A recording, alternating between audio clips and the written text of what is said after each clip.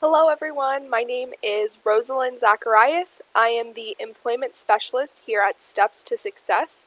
I'm back again today with another workshop. Today we're going to be talking about situational leadership. And before we get started, as always, I wanted to give you guys our contact information. You can find us at www.lssjax.org.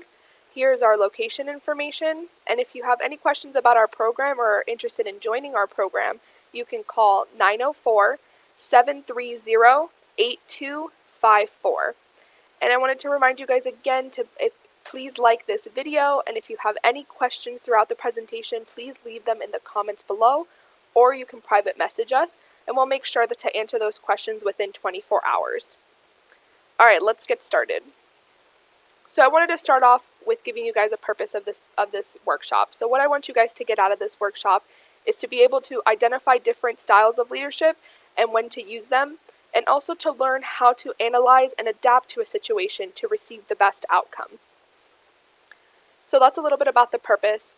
Now let's go into an overview. So this is what we're going to be discussing today. We're going to be talking about what is situational leadership.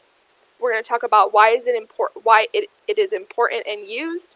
We're going to talk about the 4 different types of learners, the 4 situational leadership styles, and then we're going to go into how they work together and what they consist of, and then we're going to finish it off with a quick summary. So starting with what is situational leadership?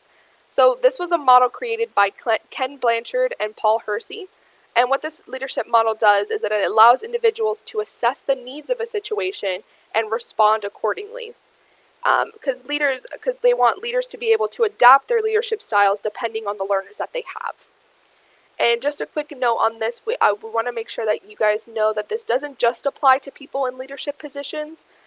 It can apply to pretty much anybody, because we all are put in positions at some point to lead, whether it be at home, as like a parent giving tasks to your kids, or in the workplace. So this is information that can be useful to pretty much anybody. So why is it important and why is it used? So it really does help in aiding in better communication between organization members and leadership, and it really helps to make things run more effectively.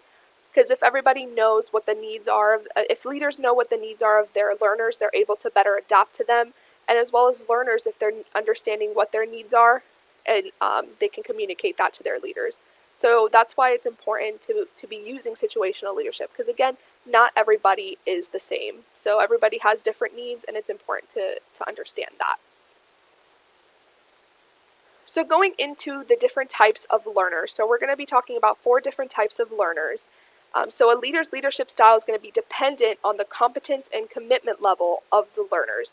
So we have 4 of these that we're going to discuss, and they have different levels of varying levels of competence and commitment. So when we're talking about competence, we're talking about task maturity. So do they know how to do the job? Do they know the who, what, when, where, why of the position and the job? And do they have the skills to do that job?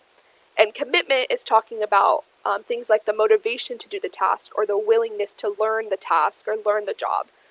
So we can think of competence as skill and commitment as motivation. So now going into the 4 types of learners. So here's a cute little diagram that kind of explains the 4 different types of learners, and we're going to go through them. So at the bottom here we have competence, or as we said, the skills. So this is going to be high competence and low competence. And over here on the side we have commitment, where this is high commitment and low commitment or motivation. So starting with this lower quadrant, we have the D1, and we call this the enthusiastic beginner. So this is going to be someone that has low competence and high commitment. And then over here we have D2 in this quadrant, that is going to be the disillusioned learner. So this is going to be someone that has low to moderate competence, so maybe they don't have that many skills in the position, but they're going to be low commitment, so they're not going to be very motivated. And then we have D3, so we have the capable but cautious performer. So that's going to be a learner that has moderate to high competence, but very variable commitment. So they're kind of here and there when it comes to motivation. And then the D4 quadrant over here is the self-reliant achiever. So that's going to be a learner that has high competence level and a high commitment level as well. So now that we have the information about the types of learners, let's learn about the 4 different types of leadership styles. So the leadership styles are going to combine directive and supportive behavior. So again, they're going to have varying levels of directive and supportive behaviors. When we're talking about directive behaviors, we're talking about supervising and assigning tasks. And with supportive behaviors, we're talking about things that are like being encouraging, providing guidance when needed, and listening. So here is our little graph for the 4 different situational leadership styles, and we're going to go through them. So at the bottom here, we have directive behavior, and that's going to be low on this side and high on this side. And then we have supportive behaviors along the side, which is going to describe low supportive behaviors and high supportive behaviors.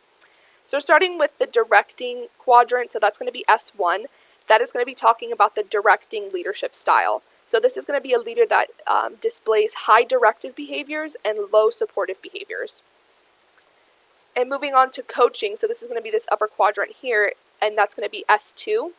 That is the coaching leadership style, so this is going to be a leader that's displaying high directive behaviors and high supportive behaviors.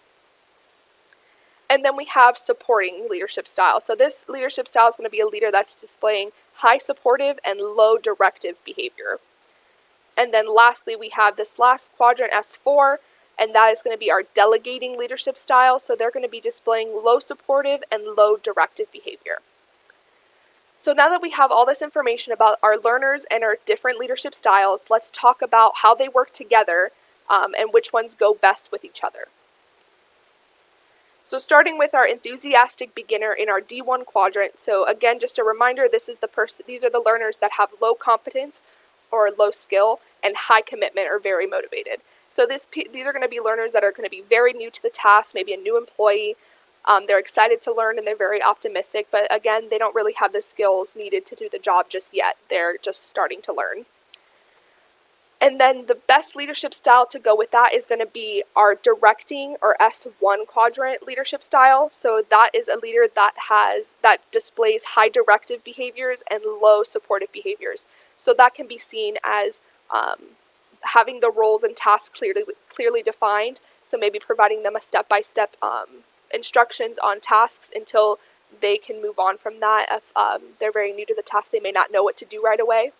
And they're going to be supervising their learners pretty closely. So it's going to be they're going to be helping them, guiding them pretty often. And this can be seen as a one-way communication. So the leader is going to be making the final decisions. The learner's probably not going to have any input in the decision making. The leader is going to be the final decision maker it's going to be the decision maker in this situation. And this is all about structure, control, and supervision. Now the next one we're going to talk about is the disillusioned learner in the D2 quadrant. And again, a reminder, this is a person that has low to some competence or skills and low commitment or motivation. So a learner in this quadrant is going to look like somebody that has a few skills, but not all of them needed for the position. They're going to be willing to do the tasks, but they're still going to need some guidance when doing the work, but they're going to lack a lot of confidence to do it. And the best leadership style for this learner is going to be our coaching S2 quadrant, which displays high directive and high supporting behaviors. And what that looks like is the roles and tasks are going to be defined, but they don't have to be very detailed. Their learners are going to be, they might start asking the learner for more input and suggestions in making the decisions, but at the end of the day, the leader is going to be the decision maker, but there's going to be that more open communication. And this is all about being direct and supporting. So the next learner style is going to be the capable but cautious performer. That's in D3. So again, that is the high competence or high skill and variable commitment. So they're very here and there when it comes to motivation. So what that looks like is that they're usually pretty self-directed. They know how to do the job, so they can do it by themselves. They're experienced, but they're not very confident in it. And they can sometimes be seen as hesitant to do the job, but they're very unenthusiastic about doing the work. So the best leadership style for this type of learner is going to be the supporting S3 quadrant, which displays the low directive and high supporting behaviors. So what that looks like is the learner can be making the decisions while the leader kind of takes a step back. And they don't need detailed instructions at this point because they know they have the skill to do it. But the leader is going to be having to check in to make sure that the work is getting done, because again, they're very unenthusiastic about doing the work, so the leader kind of has to keep up with that, make sure that they're getting the work done. So this is all about praising, listening, and facilitating. So the last one here we're going to talk about is the self-reliant achiever, and that's going to be in our D4 quadrant, and that's talking about people or learners that have high competence or skill and high commitment or motivation. And what that looks like is that they're very, very experienced, they're pretty comfortable in their position, they can do the job, they're confident in their skills, they don't really need any help, and they feel pretty confident doing it, and they're pretty self-sufficient. You can kind of just leave them to do the task. And going into that is our delegating leadership style in our S4 quadrant, where the leaders display low supportive behavior and low directive behavior. And what that looks like I was saying, is to assign the tasks. They can assign the tasks. They don't really need to follow up on them. They're turning over the responsibility of doing the tasks. They don't have to really worry about these learners doing the tasks. They pretty much trust them to do it because they've shown that they are experienced and comfortable in the task. So those were our four learners, our 4 types of learners, and our 4 different leadership styles. I wanted to show you guys this little graphic. I thought this was really nice. It kind of shows basically what we just discussed, how they, across the board here, how they go together, and it kind of explains them just in the way that I did as well. I wanted to give you guys this here in case you guys wanted to look back on it. You could always take a screenshot or look at it. But I like this graphic a lot. And now moving into an example situation. So I wanted to give you guys an example of leadership, situational leadership in action, but I wanted to give you an example of how it's used incorrectly, or how it can be used incorrectly, and then the appropriate response, what the appropriate response would be. So in this situation, we're going to be talking about a new employee. So a new employee we have a new employee. It's their first week at working in a position that they're new to. So they've never done this position before. It's new to them. And then they're in their first week, so they're pretty fresh. So the leader goes into their office and they gives them a list of tasks to get done, and then goes off to a meeting. And they expect the new employee to get the work done. So handed them a list and then left. So with the new employee, this new employee is going to be our D1 enthusiastic beginner. So they're new to the task, they're very new, they don't really know all of the things needed for the job.